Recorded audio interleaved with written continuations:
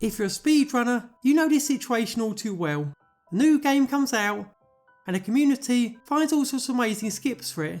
These tricks include various glitches to get out of bounds and reach a final boss early, setting up an amazing meta game going forward. Then, disaster strikes. The dev release an update, all your speedrun glitches get patched, and the community gets thrown into disarray. It's a nightmare situation for any speedrun scene, and one which is certain to divide the community. And unfortunately, it's become especially common with Nintendo and their games, from Tears of the Kingdom to Mario Wonder, to Bowser's Adore remake to Echoes of Wisdom. Nintendo's games have seen the communities plunge into havoc by poorly thought out patches for glitches no one wanted fixed. So today, I'm going to explain why this strategy is a bad one, and how companies like Nintendo should decide what to fix in their games. Let's go! Starting with a discussion about what actually does and does not need patching. Put simply, I believe it should come down to a matter of two things: how bad the effects of the glitch are, plus how likely it is the player will find it by mistake. With the first one being pretty obvious. If a glitch makes the game unwinnable or corrupts save files, it should usually be patched as quickly as possible. For example, in Paper Mario the Origami King, you could once get locked out of Spring of Rainbows, or rendered unable to collect the surfball toad in Sniff City. These are obviously bad for the game and could happen by accident, so they had to go. Similarly, a glitch that causes physical harm to a player should be removed as well, like the map flickering glitch for Tears of the Kingdom. This could have caused players to get seizures simply by using the map too much and made for a weapon for trolls to boot. Again, it made sense it was patched out. But there is one other thing to consider here: how practical they are to set up. Because at the end of the day, even though this blatant over the top glitch isn't a big deal if it can't be done by accident.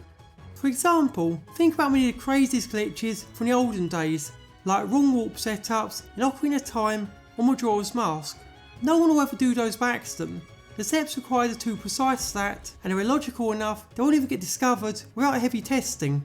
So there's no point in fixing them. And that's true of even the craziest and most damaging glitches in those situations.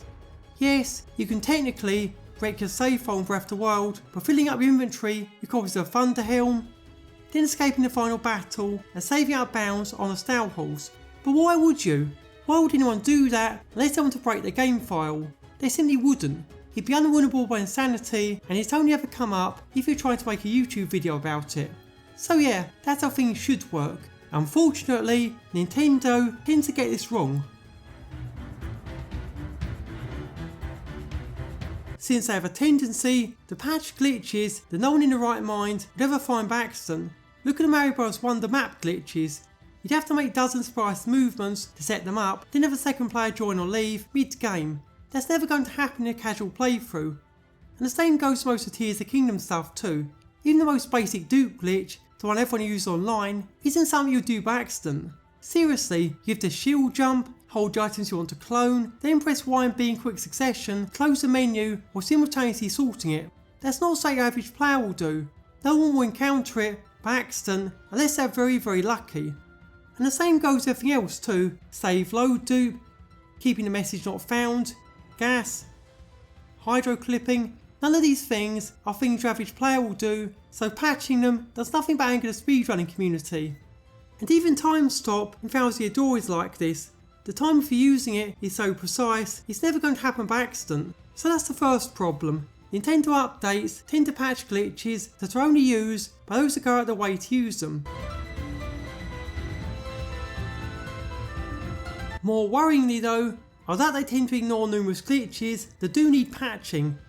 For example, remember that screen flicker glitch in Tears of the Kingdom? That wasn't found right before it got patched.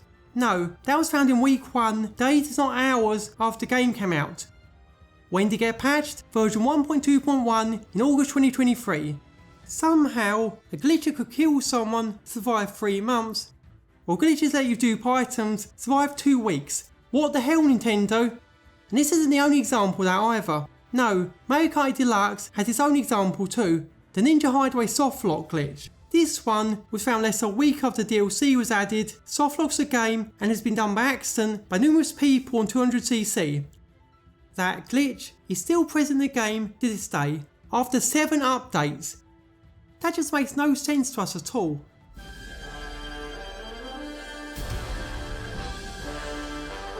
Still, one thing that often comes up in response to these complaints is the idea that glitches ruin the game and its reputation. That Nintendo should patch them because it'll make the game look bad if they don't. But is this the case? Honestly, no. Otherwise Bethesda wouldn't be in business anymore.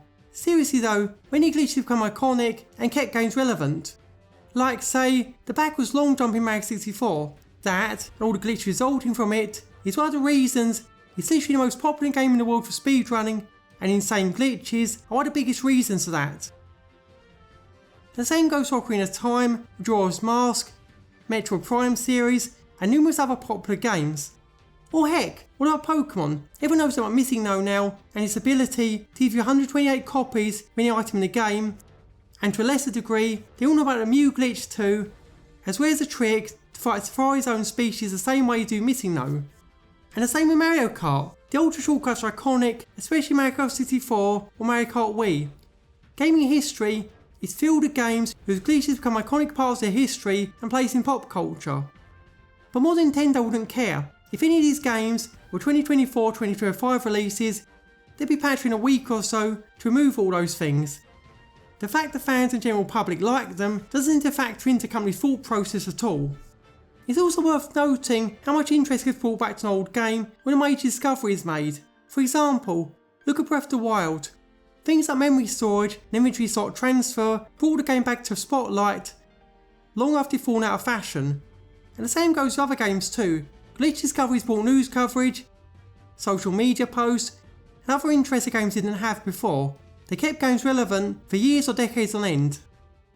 Either way, that's how Nintendo's update strategy is a disaster and how it doesn't benefit the games affected at all. They ignore glitches that need patching, fix things that benefit the experience or that only affect speedrunners, and generally hurt the communities that depend on them in the process. If you found this interesting, give the video a like, subscribe to our channel if you want to see more, then leave your thoughts in the comments below or over on our Discord server today.